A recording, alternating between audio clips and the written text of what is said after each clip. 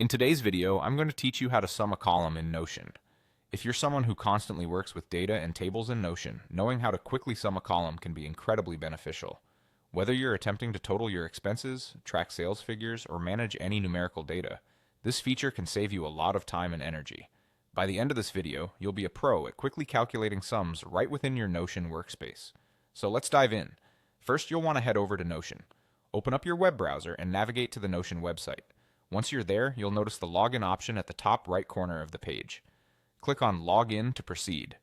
Notion offers several ways to sign in, and one of the most convenient is via Google. Selecting this option will redirect you to a login page where you can choose the account you wish to use. If you aren't already logged into Google, you'll be prompted to select your Google account.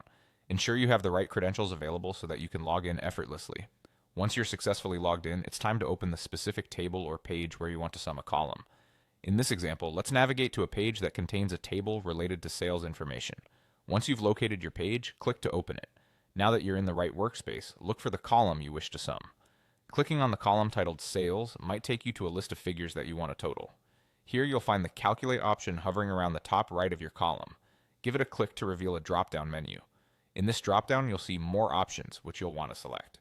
This choice will expand additional features you can perform on your column.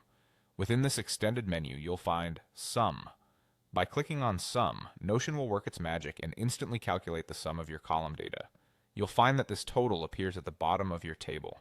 The great thing about this sum is that it's dynamic and automatically updates. So if you later decide to add or modify any entries within that column, the sum at the bottom will adjust accordingly, making it incredibly useful for real-time data monitoring.